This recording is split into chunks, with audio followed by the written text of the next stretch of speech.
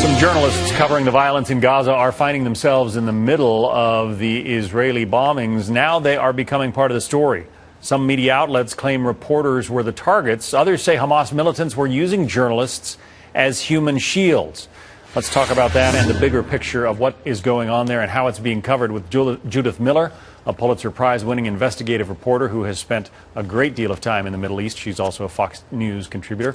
Bret Stephens is a foreign affairs columnist for the Wall Street Journal. Previously, he was editor-in-chief of the Jerusalem Post. So there were these attacks on the media building, Israeli attacks on the media building. Hamas says, oh, you're going after civilians, you're attacking reporters here. What do you make of that?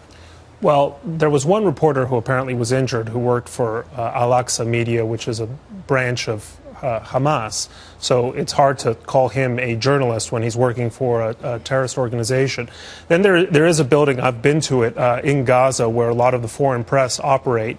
But it's also indisputably the case that Hamas has been making every effort to use every kind of human shield at its disposal. And you see it with pictures of rockets being fired from downtown Gaza City, just blocks away, if not closer, to the central hospital of Gaza City. So they are trying, in your view, they're trying to bring attacks that are going to injure or kill media people so that they can proclaim to the world the Israelis are barbarians. Right, exactly, because every civilian death, and this is the tragedy of Palestinian governance right now, every civilian death for them is being treated as a propaganda tool against Israel. And so they're, in fact, inviting those very civilian deaths. The Israelis, Judy, did send out warnings via Twitter, and we have them as they came out. Warning to reporters in Gaza, stay away from Hamas operatives and facilities. Hamas, a terrorist group, will use you as human shields.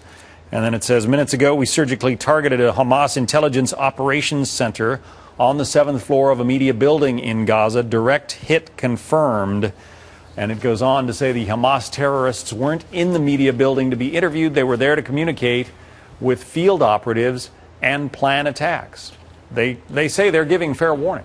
Well, they are, and they have. And they, as Bret said, they have repeatedly warned journalists to stay away from areas that are controlled by Hamas. Now, it's very hard for journalists to sometimes know what's going on. And there was one floor of a building that was clearly of concern to the Israelis. They delivered a strike at that building.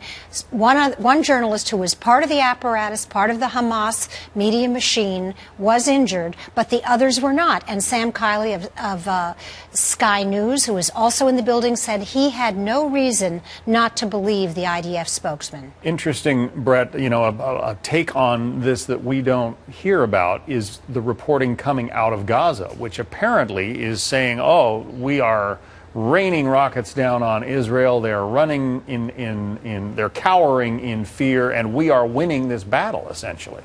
Well, it's not entirely wrong. Let me stress that, because for Hamas and for any terrorist or guerrilla organization, not losing is winning. And what they want to do, what they're really aiming for isn't a military victory. They're